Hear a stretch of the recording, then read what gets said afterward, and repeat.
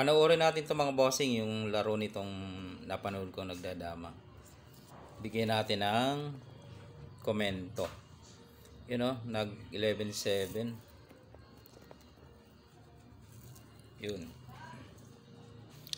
11-6 ang pula. Ending game na ito. Papunta na sa ending game. Yun, sinayang tinakpan. Tapos dadama tong puti, diretso. Yun o, sinasabi natin. Tira siya doon. Yun, sacrifice. Yun. Malapit nang dumama, puti.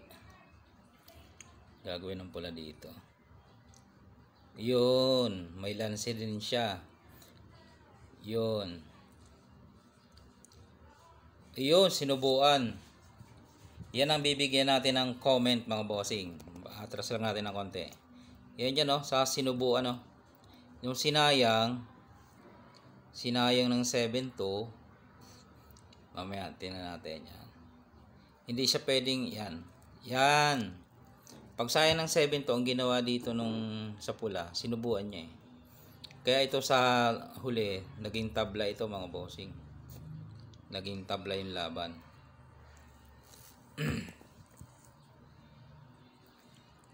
Yan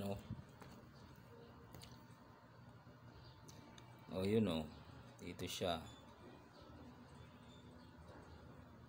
Doon naman may panalo sana yung pula kung tinakpan niya. Ang ginawa niya kasi ay sinubuan niya. Ayan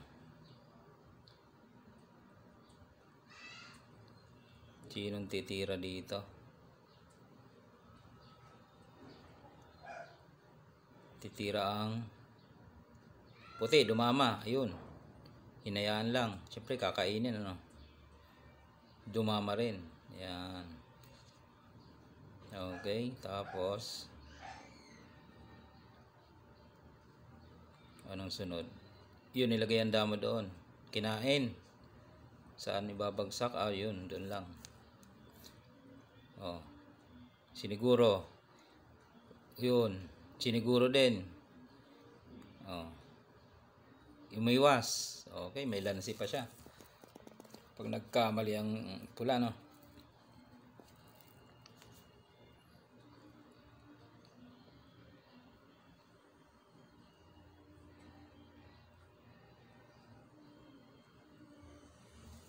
Kaya nagtabla to sa huli. Pag doon daw nilagay, tinuturo ng kamay, papakain yung papadama. Talo nga naman. Yan. Dito, sinubuan, nasa gitna na. Ayun, tabla, mga bossing. So, punta tayo sa board. Ito na yung comment natin doon sa kanilang laro, mga bossing. Dito kasi nag-umpisa yun 116, 115. Yan. Tapos, pakain. Ganyan nag-umpisa yun. Tapos, dito. Sinayang, sinuportahan. Dito siya. Sinayang, sinuportahan. Tapos, ang ginawa, dito naman, kain. Pag 9-5 niya, sinubuan. Okay, dito siya. Tumira dito, nag 5-1, tumira dito, sinayang, tinakpan. Yan, nagpunta dito, nag 9-5, nagpakain, magpapadama na. Dito tumira yung napanood natin, pula nga siya dun pero dito itim yung ating dinedemo. Okay, hindi makapunta dito yung pula kasi susubuan siya dito. Yan kahit saan kumain, dadamahan, di ba? Kaya ang ginawa nung sa napanood natin, ang ginawa nung puti ay sinayang dito. Yan. Ngayon, nagtabla sila dyan. Kung napanood nyo, sinubuan kasi dito Yan. Balik lang natin Ang comment kasi natin dito, kung tinakpan niya sana maganda. Yan. Imbes na subuan niya, kung tinakpan niya maganda, bakit?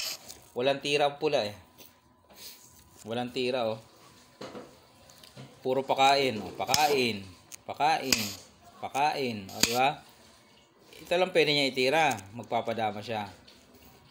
Yan, pag tira dyan, titira ka ulit dito. Wala ulit tira ang pula, oh. Naiipit eh.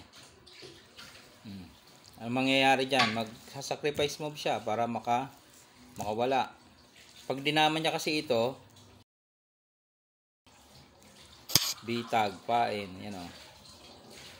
Kakainin ng dama. Diba? Ngayon, paano kung hindi niya idinama? Diba, tumira tayo dito. Paano kung hindi niya idinama? Magsasacrifice move siya. Pwede naman eh. Pwede naman siya mag-sacrifice move. Halimbawa, dito siya mag-sacrifice move. Saka siya dumama. Talo pa rin. Papakain lang eh. Yan. Talo.